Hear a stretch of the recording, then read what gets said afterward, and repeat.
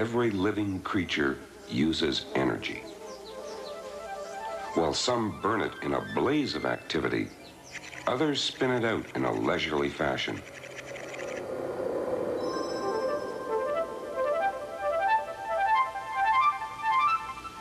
But for every life form, it takes energy to get energy. This maxim extends from the behavior of whole communities to the activities of a single cell. At the molecular level, energy comes in packets of glucose. As we saw in Program 1, the energy of glucose must be transferred to ATP. This energy transfer happens through the process of cellular respiration. Phase 1, glycolysis, initiates the release of energy from glucose. Since all organisms have similar methods of processing energy, biologists believe that most life forms have a common ancestry. While glycolysis is a complicated pathway, it can be reduced to a few essentials. Glycolysis initiates the release of energy by injecting the 6-carbon glucose molecule with sufficient energy to cleave it into a pair of 3-carbon molecules of pyruvate. In the process, 2 molecules of ATP are synthesized. Each reaction in glycolysis enlists the assistance of enzymes to take the reactants to products. There you have it, the bare bones. But before the process of glycolysis gets underway, glucose must be made available. In the human body, glucose is stored principally in the liver and muscles as the carbohydrate glycogen.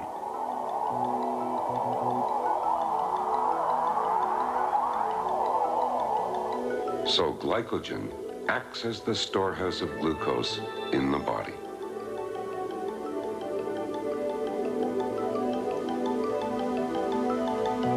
Upon demand, liver glycogen is broken down by enzymes into single glucose molecules, which are then transported by the circulatory system to organs and tissues.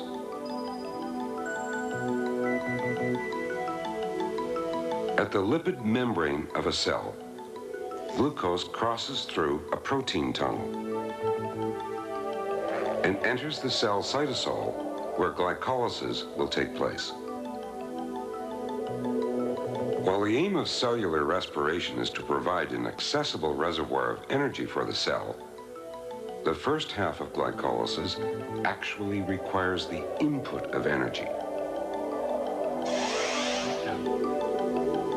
This energy is provided by ATP, which breaks the bonds of glucose.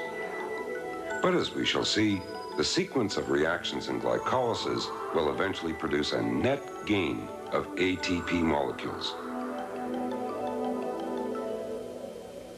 Now for the details. In the first reaction, called phosphorylation, a phosphate group from one ATP is transferred to glucose, producing glucose phosphate and ADP.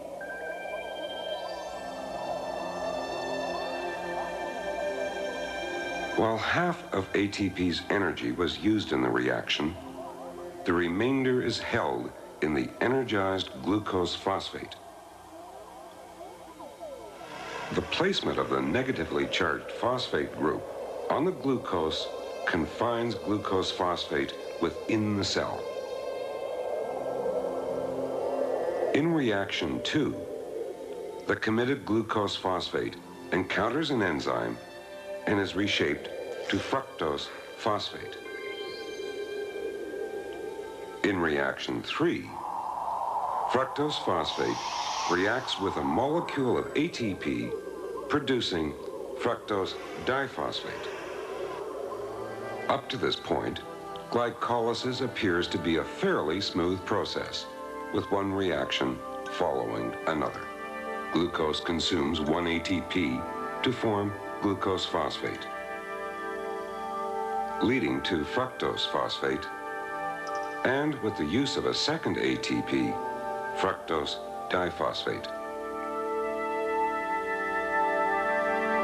While the steps seem straightforward, when we isolate the reaction of glucose phosphate to fructose phosphate, an apparent problem arises.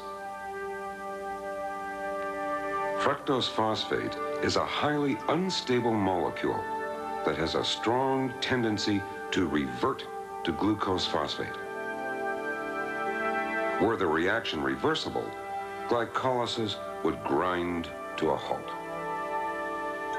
So, what keeps the reaction moving in one direction?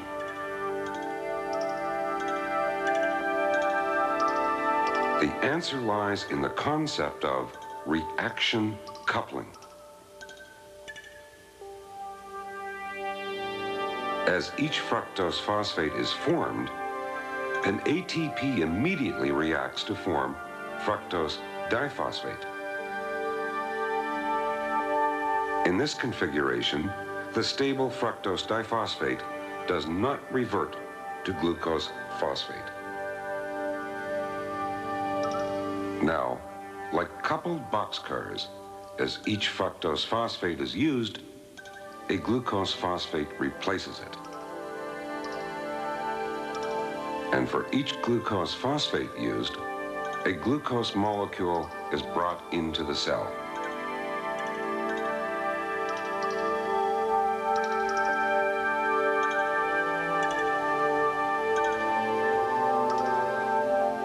This coupling of reactions is the driving force for all of glycolysis.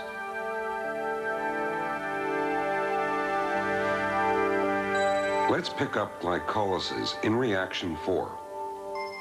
The 6-carbon fructose diphosphate is cleaved into 2 distinct 3-carbon molecules, DHAP and PGAL.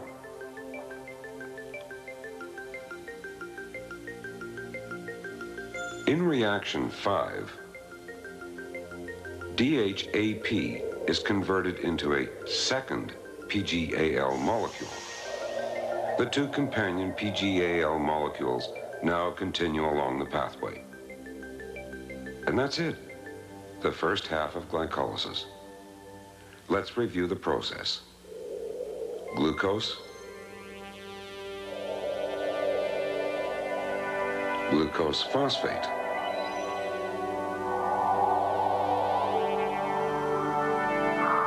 fructose phosphate,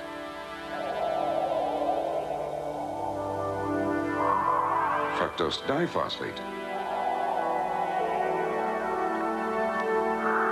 DHAP and PGAL,